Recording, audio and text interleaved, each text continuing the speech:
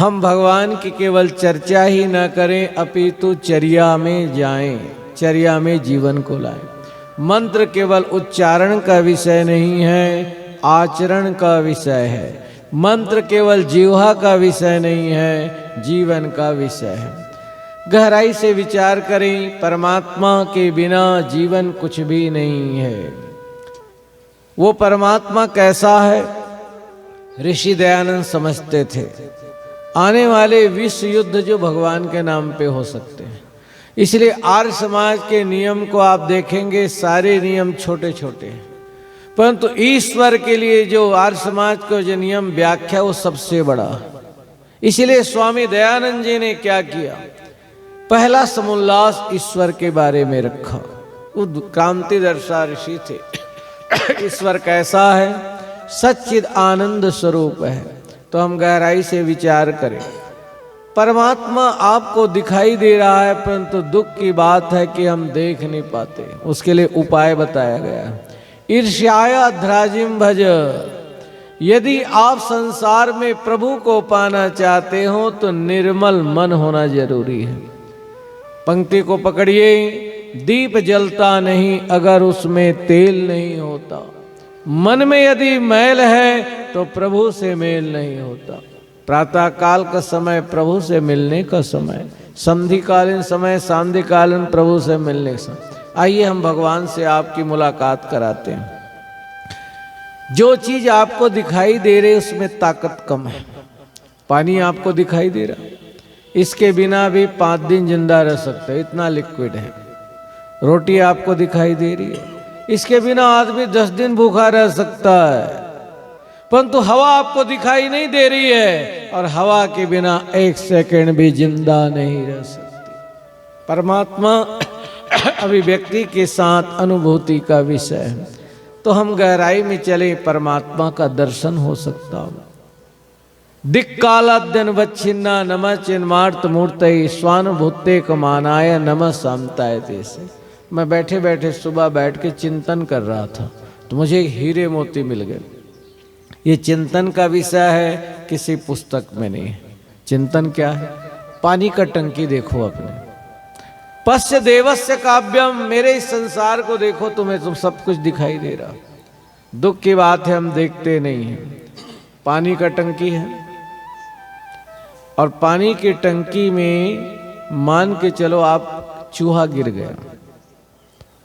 जैसे मकान बनते दिल्ली में तो फ्लैट बहुत है, 1 ground floor, first second third, तो सबसे टॉप फ्लोर में पानी की टंकी रखते हैं ताकि वहां से आपको पानी नल के माध्यम से मिल जाए। मैं बैठे बैठे सोचने लगा, भगवान तुम्हारे पास पानी की टंकी है कि नहीं? अद्भुत चीज, भगवान के पास भी एक पानी की टंकी है, बादल है। आपके पानी की टंकी में चूहा गिर जाए तो आप क्या करेंगे? किसी वर्कर को बुलाएंगे, भाई चूहा को निकालो, और उसके बाद चूहा को निकालेंगे और बाल्टी भर करके उस पानी की टंकी के गंदा पानी को बाहर डालेंगे। और वो छत के ऊपर में पानी आपने डाला तो नीचे जो है ग्राउंड फ्लोर वालों को परेशान करेगा, आप डालते हैं पानी करके। भगवान भी सोचे मेरे पास पानी की टंकी है और मैं भी एक काम करूं, मोटी मोटी धार बना करके करनाल में भेज दो, है ना, मोटी मोटी धार बना के, भाई जल्दी पानी मिल जाए करनाल वालों को। तो बोलो क्या होगा? मोटी मोटी धार बना के परमात्मा भेज दे बादल से तो चलता हुआ आदमी मर जाएगा, मकान दुकान नष्ट हो जाएंगे, कीट पतंग नष्ट हो जाएंगे, परंतु वो परमात्मा कितना दयालु है, बूंद बूंद करके पानी को बरसाता है, आपके सिर को चोट तक नहीं लगती। बोलो भगवान का दर्शन हुआ कि नहीं हुआ? तो इसलिए जीवन में अद्भुत चीजें। और हम चिंतन करते हैं, यहाँ करनाल में कई प्रकार के चावल हैं, बासमती चावल, कई चावल, बस यहाँ से भी दृष्टिपात करें। चावल को लीजिए और पपीता को लीजिए। किसान खेत में धान बोता है तो बताओ, एक धान के बीज से 100 दाने हो गए, परंतु पकते हैं तो इकट्ठे पकते हैं, अलग अलग नहीं पकते। और पपीता को आप देखोगे, भगवान की लीला देखिए, पपीता जब पकते हैं तो इकट्ठे नहीं पकते, ये प्रभु का चमत्कार। यदि धान की एक बाली में 100 दाने हैं, आधा कच्चे हो और आधा पक्के हो, तो किसान खेती नहीं कर सकता। और धन्य है प्रभु की लीला।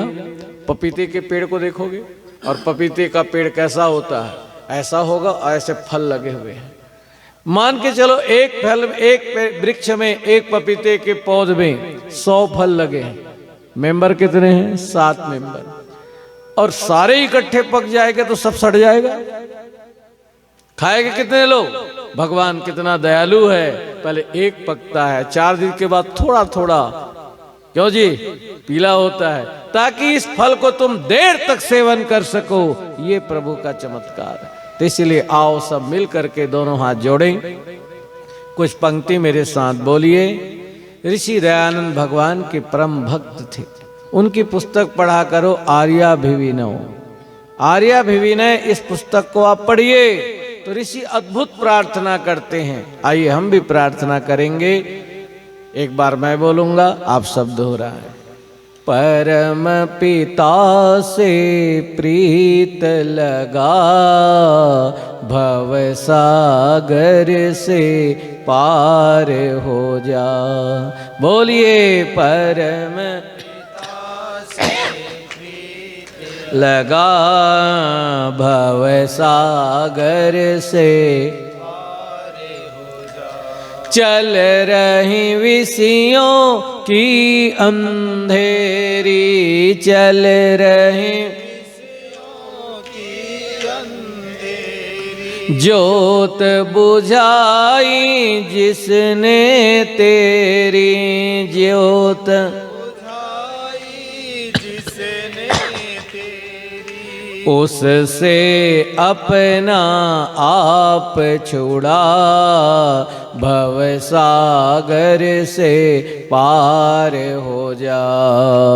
उससे अपने आप छुड़ा, भव सागर से पार हो जा। परम पिता से प्रीत लगा, भव सागर से अंदर है प्रीतम तेरा, अंदर है प्रीतम तेरा, मन मंदिर में है डेरा, मन मंदिर में है डेरा। ज्ञान की सच्ची ज्योत जला, भव सागर से पार हो जा। ज्ञान की सच्ची ज्योत जला, भव सागर से पार हो जा। परम पिता से प्रीत लगा, भव सागर से ऋषि दयान कहते उस परमात्मा की विशेष भक्ति करें, अति प्रेम से भक्ति करें। ध्यान दीजिए, अति प्रेम से भक्ति करें। इस दिल्ली के अंदर पूरे आर्य समाज में सबसे पहले अंतर्राष्ट्रीय आर्य महासम्मेलन जो हुआ वो बॉम्बे में हुआ। तो आयोजक को पता नहीं था इतनी बड़ी संख्या में आ जाएंगे, बहुत संख्या थी। मुझे उस कार्यक्रम का वक्ता बुलाया, मैं गया तो वाकई में व्यवस्था चरमरा गई, बड़ी भीड़। पहली बार अंतर्राष्ट्रीय आर्य महासम्मेलन, फिर तो मॉरिशस में हुए, हालैंड में भी हुए, अन्य देशों में हुए। तो एक परिवार हमारा है, उन्होंने कहा शास्त्री जी आपको दिक्कत हो रही तो आप हमारे घर में ठहरे। ध्यान देना, मैं आपसे गहरी बात कह रहा हूं। माता जी 75 साल की उम्र है, कहने लगी, एक बार बैठ करके कहने लगी, शास्त्री जी अंदर से मैं खोखली हूं।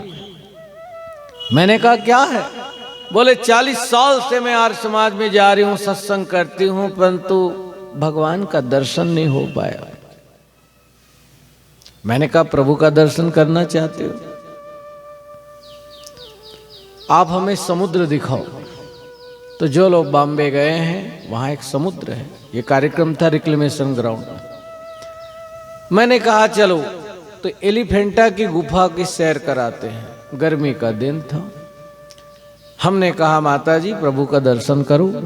ये सब संसार में सब प्रभु की तो चीजें हैं, इसलिए कभी दुनिया को बुरा मत कहो, क्योंकि दुनिया को बनाने वाला परमात्मा सत्यम भी है, शिवम भी है, सुंदरम भी है, अद्भुत कृपे। जब फूल इतने सुंदर है तो कितना सुंदर होगा, वो कृति कितनी सर्वोत्तम है। अचानक जहां हम सीप में बैठे हैं पानी खत्म हो गया। हमने कहा माता जी आज तक हम सुनते आए हैं कि समुद्र का पानी खारा होता है, थोड़ा चक्कर देखते हैं, एक बार पिए। जैसे हमने पीना शुरू किया हल्का सा पियर उल्टी हो गई। अंदर से आवाज आई भगवान इतना बड़ा समुद्र बनाने क्या जरूरत जब एक प्यासे की प्यास न बुझ सके। अंदर से आवाज आई बेटा तू दिल्ली से आया है, समुद्र का पानी खारा है। मुझे पता है इसको व्यक्ति पी नहीं सकता, इसीलिए मैंने समुद्र के किनारे नारियल के बड़े बड़े पेड़ खड़े कर दिए हैं ताकि इसका पानी पी करके तू प्यास बुझा सकता है। आप यहां नारियल लगाओगे नहीं लगेगा, समुद्र के किनारे नेचर ने अपने आप चीजें। जम्मू में आप जाएंगे तो आप देखते हैं केसर आपको मिलेंगे, अखरोट मिलेंगे, बादाम मिलेंगे। ठंड प्रदेश है ताकि इस ठंड को खत्म करके आप जीवन को अच्छा गुजार सकें। रेगिस्तान में चले जाइए, अभी इस समय तरबूज और खरबूज होंगे। रेगिस्तान में आपको पानी नहीं मिलेगा, परंतु तरबूज खा करके अपनी प्यास बुझा सकते हैं। अद्भुत सृष्टि है। अंति संतम न जाति अंति संतम न पश्यति पश्य देवस्य काव्यम न ममारन जिर्यश्री। उस सृष्टि के कर्ता के बारे में हम जान नहीं सकते, उसका पता लगाते इंसान लापता हो गया, समझ नहीं पाया। रात को बहुत खुश हो गई, कहने लगी शास्त्री जी थोड़ी सी मन में खुशी तो हुई परंतु प्रभु का दर्शन नहीं हो पाया। मैंने कहा माता जी आज तक आपने क्या क्या किया वो बताओ। बोले आर्य समाज जाती हूं, हवन करती हूं। मैंने कहा माता जी प्रार्थना उपासना का तीसरा मंत्र बोलो। बोल नहीं पाई। वो सोचने लगी कि शास्त्री जी मुझसे क्या पूछ रहे हैं। मैंने कहा और क्या करती हैं? बोले मैं सुंदरकांड पुस्तक छपवा के बांट दी हूं। मैंने कहा सुंदरकांड की चौथी चौपाई पढ़ो। नहीं पता। मैंने कहा माता जी अब एक बात बताओ, आपके बेटे की शादी में आपको दहेज कितना मिला? वो सारी बातें याद। वो घोड़ी लंगड़ी थी, पंडित जी लेट हो गए। 40 साल की पुरानी बातें तुम्हें याद रहती है परंतु धर्म की बातें याद नहीं रहती। कारण उस समय प्रेम से भरे थे कि मेरे बेटे का विवाह है। 40 साल की बात। ऋषि क्या कहते, उस परमात्मा की विशेष भक्ति करें, अति प्रेम से उत्तम सामर्थ्य से हम भक्ति करें तो जीवन में सुख प्राप्त हो जाता है। अंतिम बात कह के वाणी को विराम। कल मैंने बताया था ये लगातार चर्चा है। ऋग्वेद ज्ञान वेद है, ज्ञान को कर्म में लाना यजुर्वेद है। अब कल का जो प्रश्न था, भगवान कृष्ण कर्म योगी हैं और सबको व्यवस्था दे दिए। युधिष्ठिर दान दक्षिणा का काम करोगे, भीम भंडारा का काम देखोगे, नकुल सहदेव स्नान की व्यवस्था देखोगे, अर्जुन जब यान से ऋषि लोग आएंगे तो लाने ले जाने का काम तुम्हारा होगा। कृष्ण से पूछा गया तुम क्या काम करोगे? तो सबके ब्राह्मण जब उपस्थित होंगे, ऋषि लोग होंगे तो उनके पैर धोने का काम मेरा होगा और खाना खा लेंगे तो जूठे पत्तल उठाने का काम मैं करूंगा। अब यहां हम मैनेजमेंट देते हैं आपको। हमने पूछा अंदर से, हे मेरे माधव, कृष्ण का नाम माधव भी है, एक बात तो बताइए, आपने युधिष्ठिर को दान दक्षिणा के काम में क्यों रखा? कह रहे इतना भी पता नहीं। युधिष्ठिर उदार है तो ज्यादा ही देगा, कंजूसी नहीं करेगा। अब आपने अर्जुन को ऋषियों को लाने ले जाने के काम में क्यों रखा?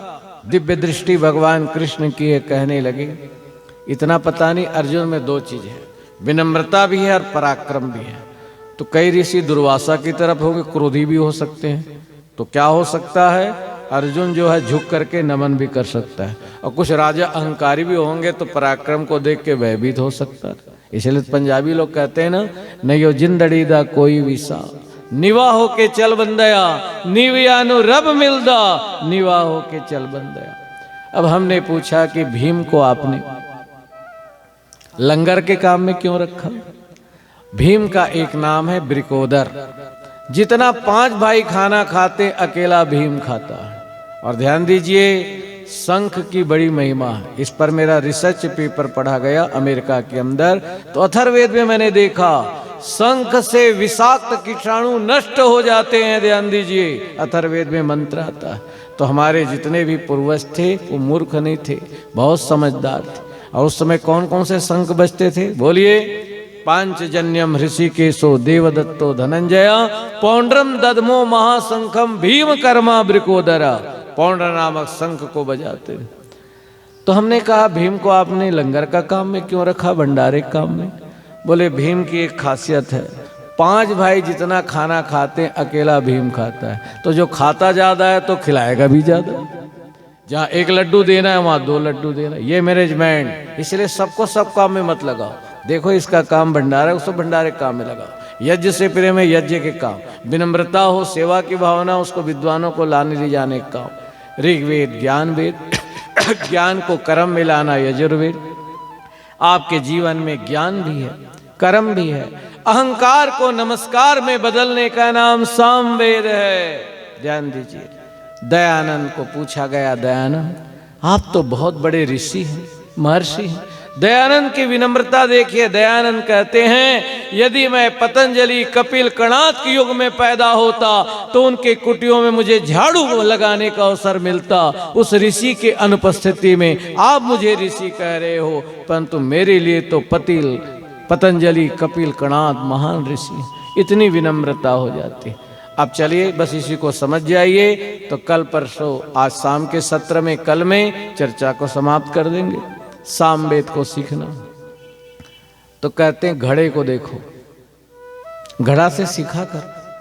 इसीलिए गृह प्रवेश जब किया जाता है, कुंभ की स्थापना होती है, और क्या करते हैं, यहां भी देखो एक कलश रखा है, नारियल रखा हो। क्या जरूरत है नारियल को?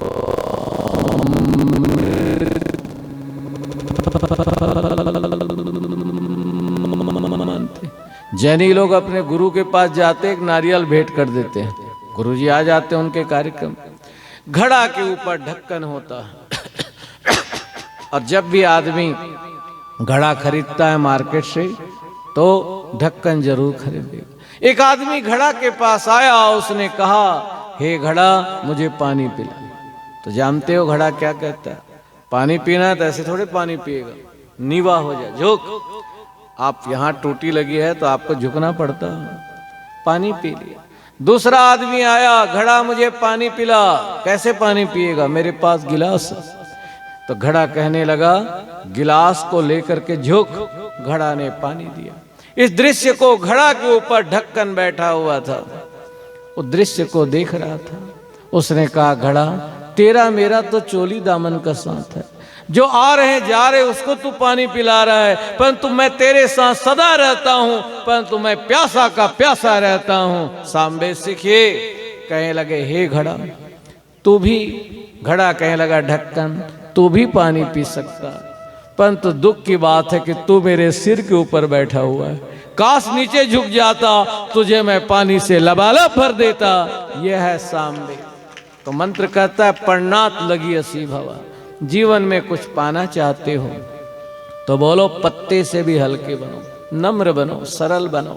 इसीलिए आइए, ये मैं बात कह रहा हूं, प्रभु कृपा है। संपूर्ण अष्टाध्यायी मैंने कंठस्थ की, 54 मेरी पुस्तक लिखी है, और गवर्नमेंट कॉलेज पढ़ाता था तो मेरा क्लिष्ट विषय था, वो व्याकरण था।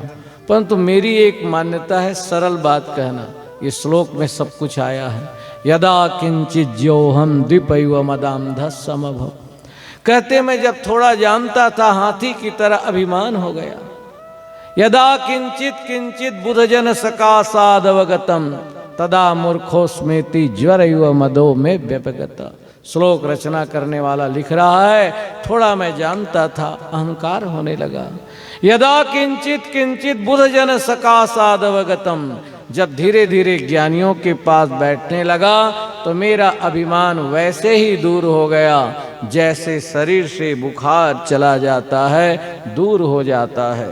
तो इसीलिए आओ परमपिता परमात्मा हमें शक्ति दें कि हम संसार के अंदर उस परमात्मा की अति प्रेम से विशेष भक्ति करें। और उसके लिए सामग्री की जरूरत नहीं, ब्रह्मा जी की जरूरत नहीं, घी की जरूरत नहीं, टेंट की जरूरत नहीं। दुनिया का सबसे महान कर्म है, महान यज्ञ है जिसमें घी सामग्री टेंटों की जरूरत नहीं।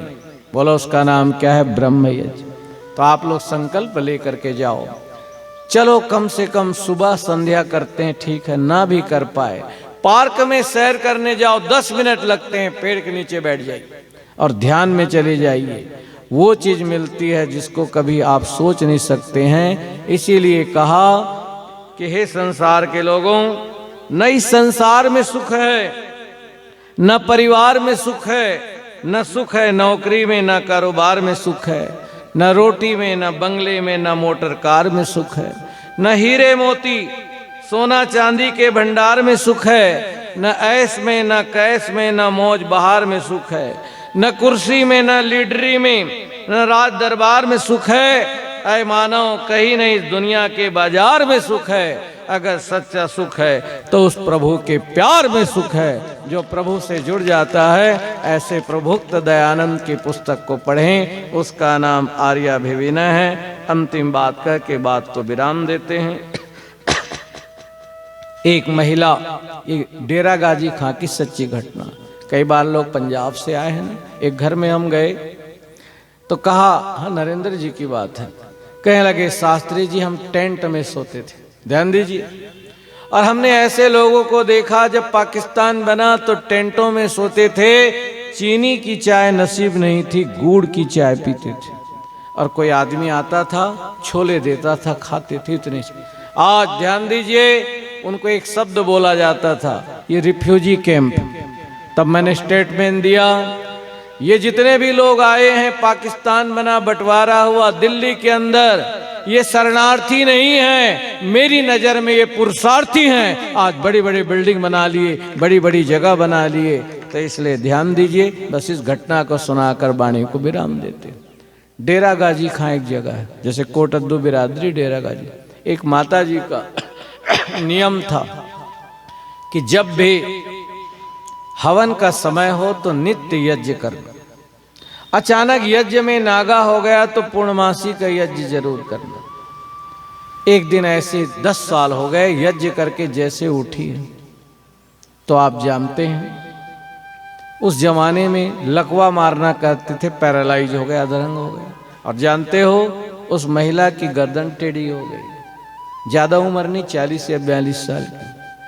आज के युग में कोई महिला होती तो आत्महत्या कर लेती, परंतु जब गर्दन टेढ़ी हो गई तो लोगों ने कहा, बहन जी आपको दुख नहीं होता? ध्यान दीजिए, यज्ञ से सकारात्मक विचार मिलते हैं। उन्होंने कहा, बहन जी मेरी गर्दन टेढ़ी है, हाथ तो टेढ़े नहीं है, पैर तो टेढ़े नहीं है, बस प्रभु की कृपा है कि चलो गर्दन टेढ़ी कुछ कर्मों का फल है, हाथ तो मेरे ठीक है, पैर तो ठीक है, ब्रेन ठीक है, मैं उसका धन्यवाद करती हूँ। ये यज्ञ में सकारात्मक विचार। उसके 10 दिन के बाद यज्ञ करके ही बाहर निकली। एक सहतूत का पेड़ लगा हुआ था और उस सहतूत के पेड़ के अंदर मधुमक्खी का छत्ता था। इसलिए ध्यान दीजिए, जिसके घर में तोता है तो जॉइंडिस के रोग दूर होते हैं। तोता क्या करता है? पीलिया को खींच लेता है। ये सांप आपके दुश्मन नहीं है, विषाक्त हवा को पी करके सांप प्राण वायु दे रहे हैं, ध्यान दीजिए। इसलिए देश नाग पंचमी की पूजा करता है। सांप काटता नहीं किसी को। आपका पैर जब आता है खेत में तो सांप नीचे, उसको लगता है मुझे कोई मार रहा है, तब वो डंक मारता है। मेढक ना हो, मछली ना हो तो पानी साफ नहीं होते। और गांव में आप देखेंगे तालाब से यदि मछली को हटा दो तो काई जमते हैं। ये सब जीव जंतु आपके सहयोगी। तो बच्चों ने शरारती के एक पत्थर मारा, ये सच्ची घटना। और जैसी पत्थर मारा तो मधुमक्खियां बाहर आ गई। उसमें एक मधुमक्खी उस महिला के ओठ में आके डंक मारा, और जैसे डंक मारा गर्दन टेढ़ी थी और सीधी हो गई।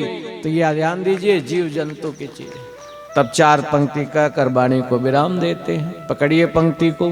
भगवान की दया से विघ्नों का अंत होता है, महिमा विहीन मानव महिमावंत होता है। खुशियों के फूल खिलते हैं मुरझाए चमन में, प्रभु मेहरबान हो तो पतझड़ भी बसंत होता है। पतझड़ भी बसंत होता है। एक कागज का टुकड़ा मंत्री जी मेरे पास रखे हैं, शुभकामना हम देते हैं ब्रह्मा होने के नाते में। आज के कार्यक्रम के अध्यक्ष हरीश मदान जी, मुख्य अतिथि श्री बलदेवराज आर्य जी, विशिष्ट अतिथि कर्ण आर्य जी, श्री वेद प्रकाश आर्य जी, विशेष आमंत्रित श्री SK गोसाई जी, श्री दिनेश शर्मा जी और भगवान दास अघी जी। मुझे बड़ा अच्छा लगा कि भगवान दास जी ने यज्ञ में जो बैठे थे एक संकल्प लिया है, बहुत अच्छी बात है।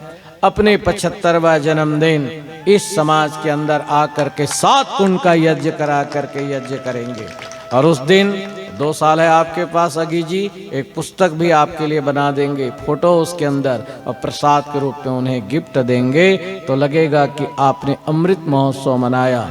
दोनों हाथ जोड़िए, अब वाणी को विराम दे देते हैं। बोलो, अच्छा काम करना अच्छी बात है, अच्छे काम की प्रेरणा देना बहुत अच्छी बात है। हम प्रेरित करते नहीं, भगवान से कई बार करें प्रचोदयात्, भगवान कहते तू मुझसे मांग रहा है, बुद्धि मांग रहा है कि मेरी बुद्धि को प्रेरित करो, तो भगवान कहते तुमने किसी को प्रेरित की कि नहीं की। भगवान से कहा दया करो, कहा भगवान पूछते तूने दया की कि नहीं की। भगवान से कहा परमात्मा मेरी झोली को भरो, हे मेरे पुत्र तुमने किसी की झोली भरी कि नहीं भरी।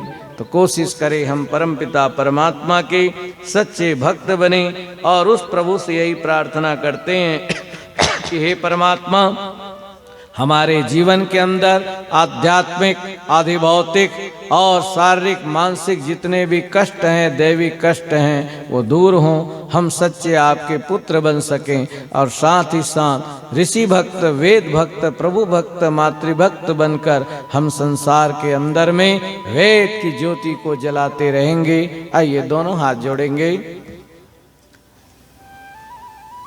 अब चलते चलते मनोविनोद पूर्वक बात को हम समाप्त करते हैं, क्योंकि मेरा विषय आज परमात्मा, ये शीर्षक यदि दें तो परमात्मा केवल अभिव्यक्ति का विषय नहीं है, अनुभूति का विषय। आज हम दोहरा जीवन जी रहे हैं, इसीलिए दुखी हैं। बाहर से कोई घंटी बजा दे तो एक बार जरूर गाली देगा, आज मेरा क्लोथ डे था, पता नहीं कौन डिस्टर्ब करने के लिए आ गया। और जैसे दरवाजा खोलेंगे मीठी बात, ओ चोपड़ा साहब थोड़ा की हाल, तुसी ठंडा लोगे गरम लोगे, आपकी उम्र बड़ी लंबी है, मैं आपके बारे में बात कर रहा था। कितना हम विचित्र बात करते हैं।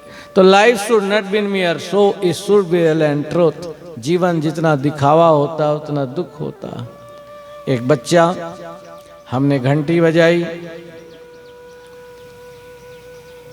एक व्यक्ति ने घंटी बजाई, आगंतुक ने प्रश्न किया, ध्यान देना मैं आपसे गहरी बात कह रहा हूं। घंटी बजाई और उसने कहा बेटे तेरे पिताजी घर में हैं? तो उस छोटे से बच्चे ने कहा क्या कह रहे हो, देख नहीं रहे हो मैं क्या कर रहा हूं? कह लगे मैंने गाली तो नहीं दी, मैं पूछा हूं तुम्हारे पिताजी घर में हैं? तो कहा देख रहे हो मैं बैठे क्या कर रहा हूं, मैं आराम से बैठकर होमवर्क कर रहा हूं। पिताजी हैं तभी तो होमवर्क कर रहा हूं, नहीं होते तो मैं क्रिकेट खेल रहा होता।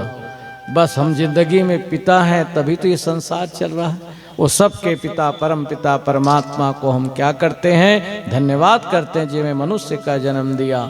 आइए दोनों हाथ जोड़ें और इस चीज को, हमारी पंक्ति को सुनते हुए हम वाणी को विराम देते हैं। आप सुनते हुए आनंदित हो जाएं और यहाँ से संकल्प लेके जाएं इस वार्षिक उत्सव में कम से कम टेंट लगाने की जरूरत नहीं, घी समय की जरूरत नहीं, संध्योपासना हम करें 10 मिनट लगाएं और उस चीज को हम कर लेंगे तो भगवान की सारी चीजें अपने आप आ जाएगी। दोनों हाथ बोलिए, मैं सब कुछ खो के देख लिया, एक आपा खोना बाकी है।